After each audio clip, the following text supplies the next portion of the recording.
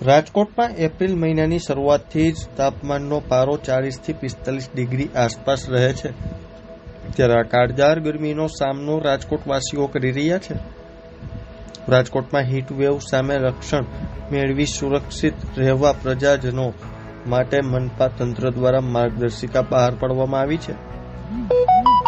રાજકોટમાં છેલ્લા 5 દિવસમાં 30 લોકો હીટવેવના શિકાર બન્યા છે. છેલ્લા 5 દિવસથી શહેરમાં હીટવેવનો ભોગ બન્યા છે. ભોગ બનનાર લોકોને 108 સિવિલ હોસ્પિટલે ખસેડી સારવાર અપાવાઈ રહી છે. 108 દ્વારા છેલ્લા 5 દિવસમાં 30થી વધુ લોકોને સારવાર અર્થે સિવિલ હોસ્પિટલે પહોંચાડવામાં આવ્યા છે. 108 જરૂરી જણાય તો સ્થળ પર જ જે વ્યક્તિને હીટવેવની અસર જણાય તેને પ્રાથમિક સારવાર પૂરી પાડે છે. 108માં આઈસીયુ વિથ બેડ કમ્પ્લીટ હોય છે. હીટવેવવાળી વ્યક્તિને ગ્લુકોઝ, ઓઆરએસ સહિતની પ્રાથમિક સારવાર પૂરી પાડવામાં આવે છે. 108 જે વ્યક્તિઓને સિવિલ હોસ્પિટલે પહોંચાડી રહી છે તેમાં મોટા ભાગના લોકો હીટવેવના લીધે હાઇડ્રેશન, હીટ લાગવી, હાઈ ફીવર, તાવ, ઝાડા, ઉલટી જેવી તકલીફો જોવા મળી રહી છે. ત્યારે જોવો અમારો ખાસ અહેવાલ.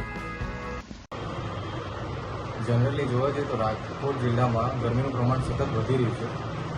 છેલ્લા એક વીકથી 42 થી 43 ડિગ્રી જેટલું ટેમ્પરેચર નોંધવામાં આવ્યું છે.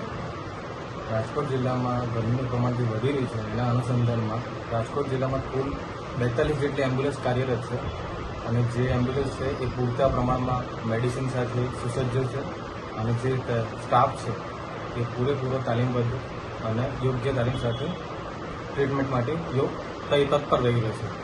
એક સપ્તાહમાં જોવા જઈએ તો પર ડેના દિવસના 3 થી 4 કેસ નોંધવામાં આવી રહ્યા છે. એ કેસીસની અંદર જોવા જઈએ તો કેવા કેસીસ જોવા મળે છે? માથામાં દુખાવો આવવો, ઝાડા ઉલટી થવા, ચક્કર આવવા.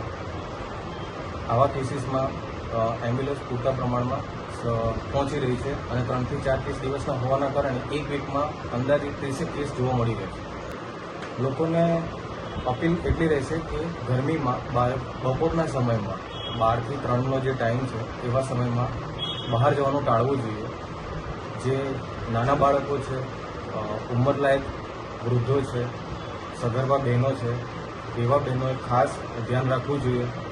ગરમીમાં સુતરાઉ કાપડ પહેરવા જોઈએ. જો બહાર જવાનું થાય તો પૂરતા પ્રમાણમાં શરીરને ઢંકાય એવા કપડાં પહેરવા જોઈએ.